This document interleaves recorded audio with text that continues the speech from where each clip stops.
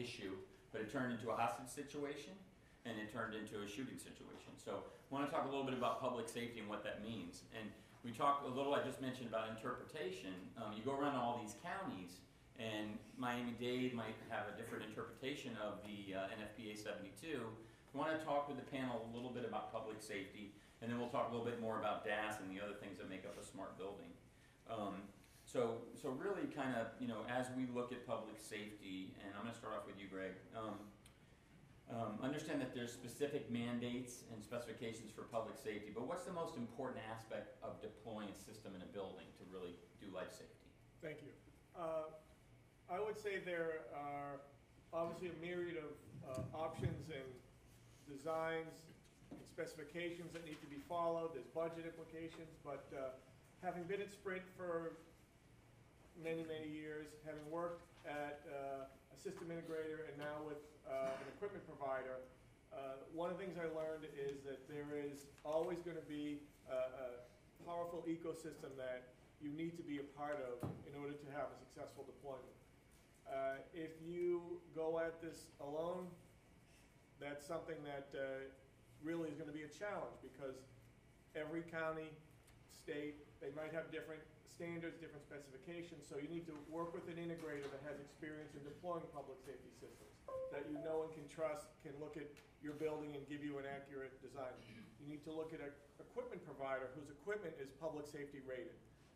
And of course, you have to talk to your local city, county authorities, whether it's fire or other IT organizations. So having that knowledge, so you have to obviously have a lot yourself, or you have someone on your staff who's experienced in this telecommunications world.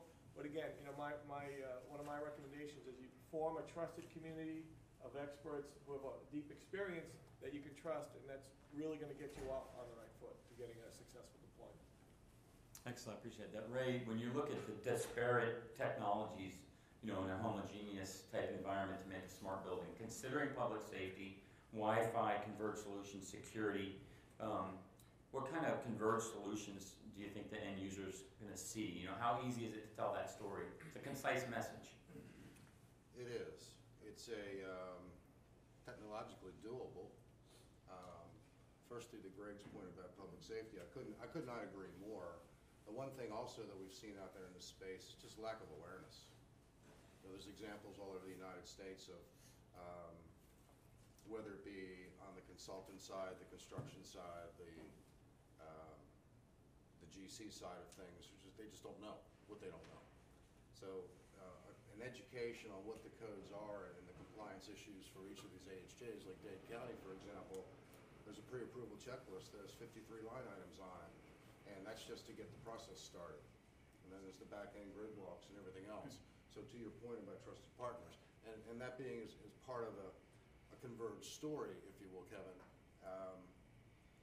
It's possible today, at least from JMA's perspective anyway, to take a look at, Keith, including Wi-Fi, including public safety, including cellular, all the things that my analogy would be that makes up the snowball of what's available out there to drive these solutions, to take the disparities of each one and bring them together cohesively for a customer. One of our approaches is to leverage a product that we have called Fuse, which can power anything via AC or DC.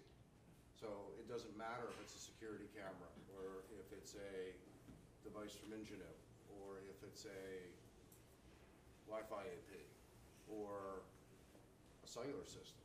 Fuse is designed to really concentrate all your backups and all your redundancies in your head end, and for up to a mile out, AC/DC your choice, you can enable these appliances on the system. So you can enable what we call POME, pull once, enable many, to set up the infrastructure and the baseline that was talked about in the panels this morning, so that as your customer and as your consultant to those customers, you're set up for whatever happens next.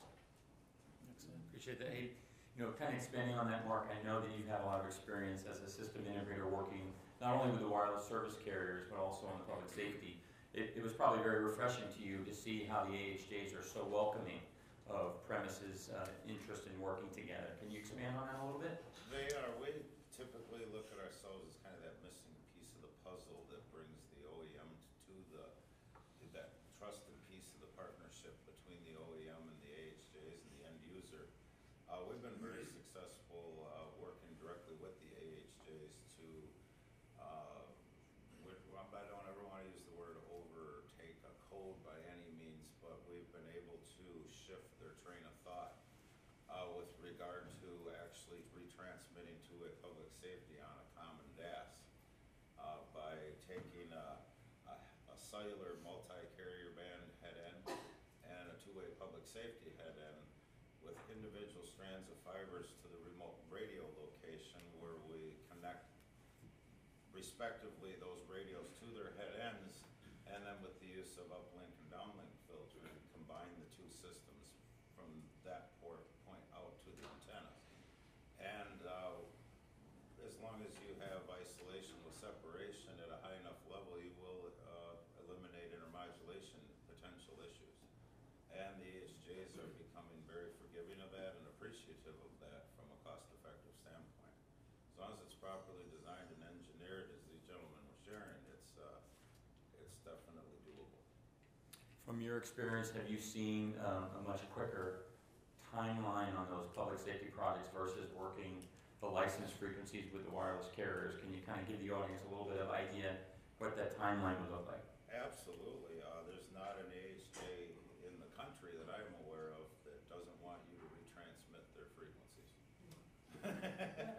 They love you. They love us. They love us. They want their radios to work. They're the first responders. They're your EMTs, your fire people, your police and security. Absolutely. It's a very quick turnaround, and the transmitter people are fantastic to work with. And, you know, when you're watching the news and you see something happen, an incident, it always strikes me weird how sometimes it can happen on a jurisdictional boundary. Or we know the counties in Central Florida are doing drills together and everything, but when something does happen that hasn't been drilled, you know, you got an issue with who responds to what, and we talk about the incident commander trying to talk to everybody involved. So public safety, especially in Florida, has taken on such a need. You can't even get a certificate of occupancy in some of the counties unless you have your spectrum analysis done and all things in line. So kind of before we go into other subjects in and around smart buildings, is there any current issues that you guys are trying to solve for that you want to ask a question of the panel in relation to public safety? Whether it's code compliance as it relates to the AHJs, to take a couple of questions from the audience on public safety. Is there a project that you're aware of that you'd like to ask the panel some detailed questions about? You mentioned about using a common DAS and how the authority having jurisdictions are loosening on that. Can you make comments on how the differentiation of portions of that system need to be hardened versus non-hardened, or how you deploy that? We're seeing commonly now really dual systems going in, right? So people are putting in a public safety DAS and a regular DAS, and we haven't quite seen the success of the common DAS, and it seems to be the barrier to entry is the need to be hardened or to be able to withstand the fire code that the fire alarm systems would have to meet versus a traditional commercial system. So how can I design a common system using the electronics but getting past the environmental needs of having burn hours and burn ratings for? We continue to use plenum rated cable in plenum areas.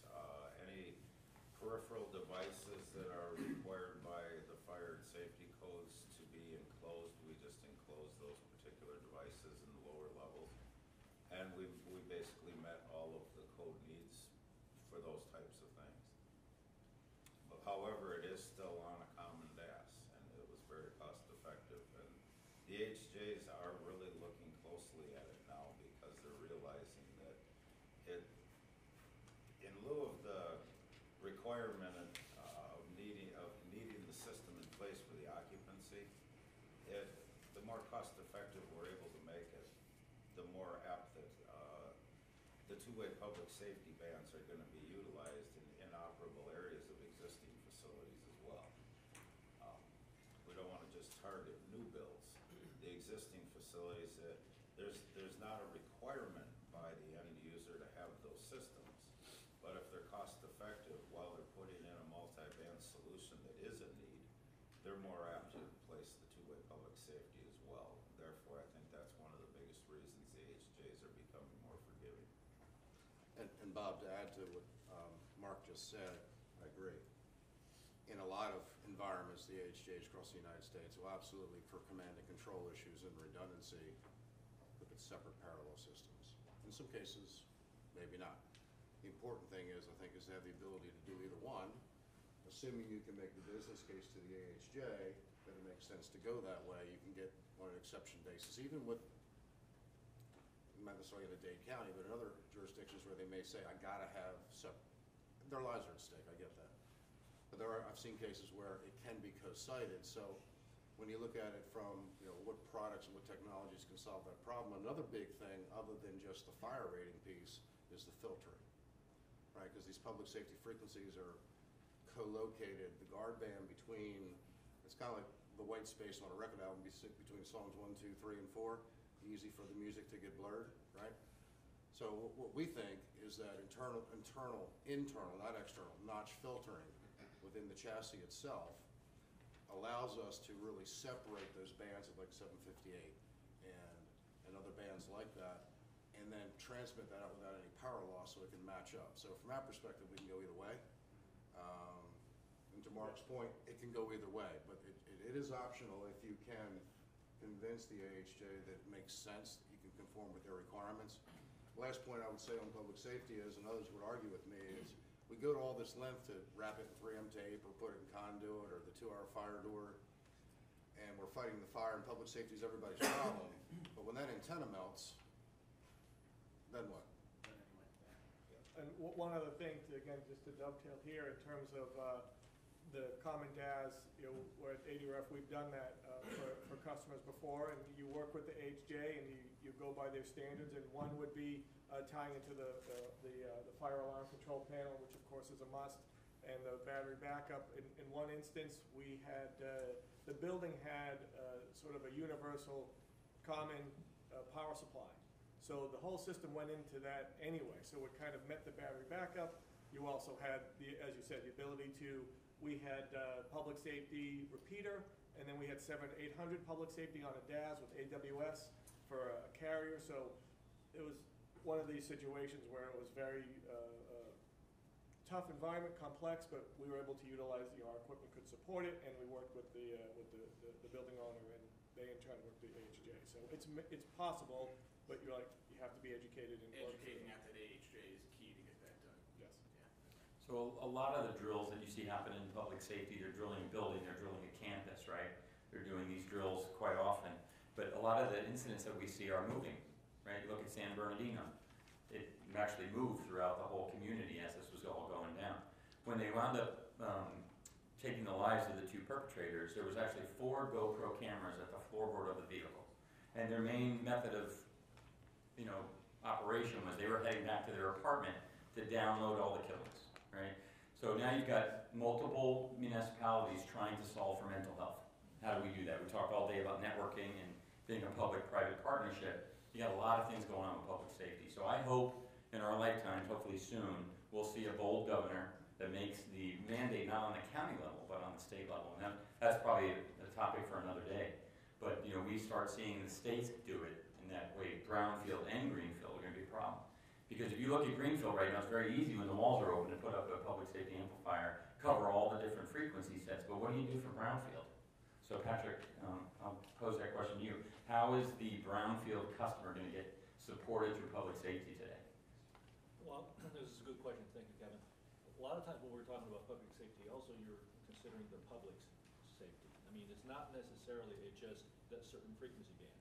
And, college campuses, for instance, the students need communications. I mean, that's public safety. And one of the things, the example I think I was thinking about, that's actually is for public safety applications. And when you have a natural disaster zone, it's a wildfire, you get tornado or hurricane, and all the macro sites are blown out and is not working, destroyed. And how would the emergency workers communicate? And one of the things, I mean, probably you all have heard the terminology CAL, right? For the certain large, high-density events of people, that operators will put in some sort of a base station to temporarily to provide the coverage and capacity so people they can use it. But how you do it in a wildfire situation, you don't have the network. The concept, and came actually, we've been working with one of the major carriers, is actually it's flying small cell. And the concept is unique. If you watch the commercial, the Super Bowl just a couple of months ago, in the beginning, they got a lot of the drones and flying, have all the form the pictures, right? So the concept was you mount the small cell and on the bottom of the drone, and then you get into the situation without any coverage areas, and you got several, depends on how many, and the drones are flying around, hovering around that area to get a fire. You don't have to go to the eye of the fire, just close enough for the firefighters to get close to it, and the backhaul will be using the microwave. And you're working with that to solve the problems like that. And I think there's a lot of innovative ways of doing things more than just DAS. Because a lot of times when we're talking about public safety, in building, it's really, you're looking at a holistic, the connectivity solutions. So that includes the Wi-Fi, the small cell and DAS and repeaters and all that. Really thinking outside the box there. And John, as you look at converged services, you and Leo down in South Florida with all the code mandates on public safety, how do you tell your customers, your clients, kind of what to expect and kind of demystify? Because a lot of people will look at public safety if you've not heard of it before, and you get a migraine within the first 5 minutes, right? So how would you handle that?